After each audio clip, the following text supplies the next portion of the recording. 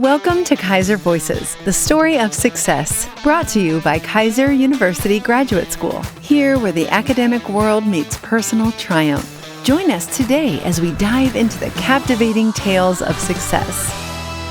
Welcome back, everybody, to another episode of Keiser Voices. And this month, we're taking a minute to stop and, thank a veteran by taking a deep dive into our own community of veterans to talk about growth, challenges, life after service, and a little bit about their journeys in the military. And with us today is Stephen Marshall, who is our Student Services Director from the Keiser University Fort Myers campus.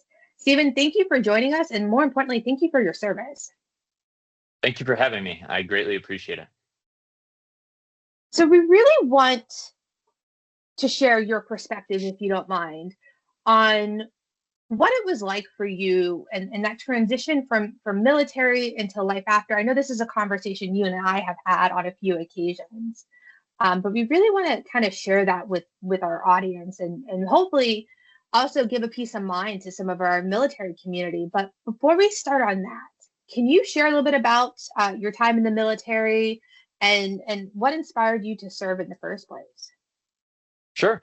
So I've always been interested in serving in the military. My grandfather was drafted in World War II. After he served in Japan, he went and served 2 tours in Korea.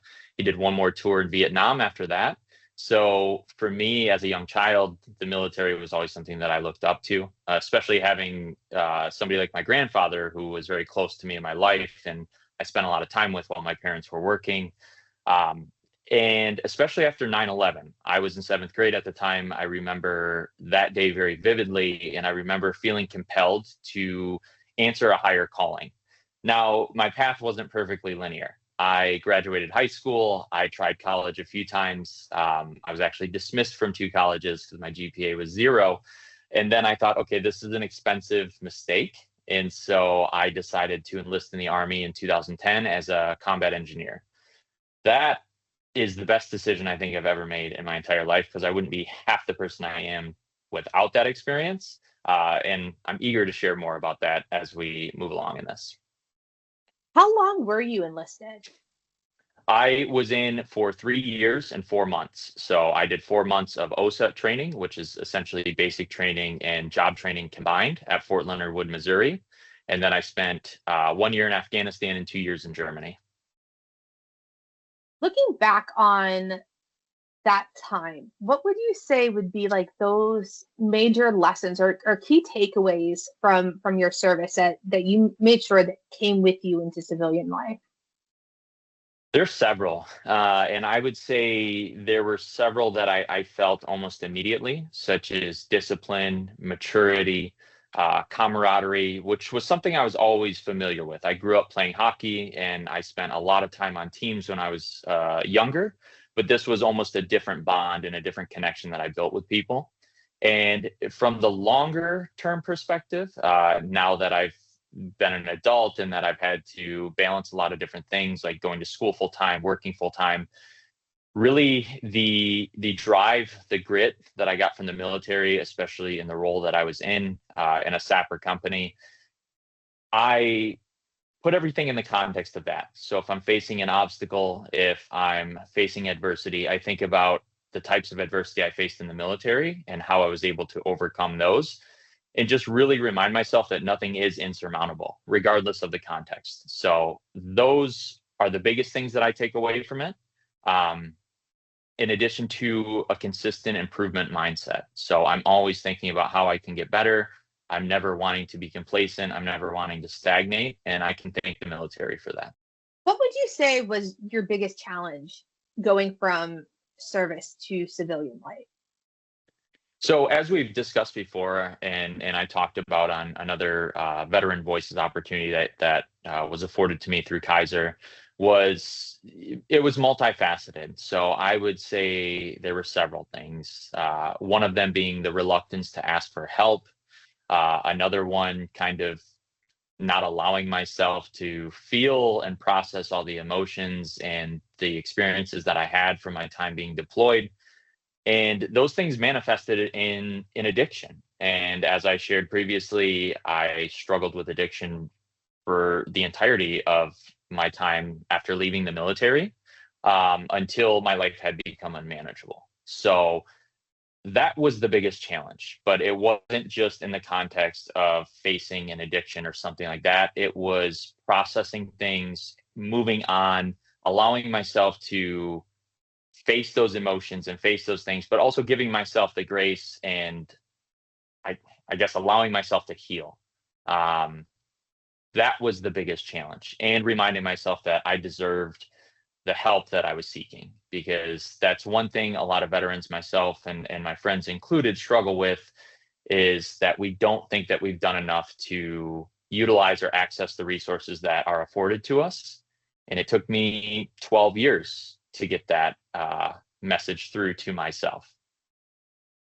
Is that where your dedication and your commitment come to serving your community from that experience and from your service? Absolutely. Absolutely. My time in the military really prompted me to adopt servant leadership before I knew what it was, before I took any courses on agile or growth mindsets or anything like that. But especially the turbulent times that I experienced afterwards, because looking back and knowing what I felt like at basically the valley of despair, if you want to call it that, I knew that I didn't want anybody else to ever feel that way. And I would do what was ever in my power in order to help them avoid that. So I wouldn't change any of those experiences for anything, because again, they were extremely formidable and extremely beneficial for making me who I am today, and have only allowed me to progress and become a more effective leader and a more effective individual in my community. So one of your responsibilities with your students and with your campuses is overseeing a Student Veterans of America chapter at your campus.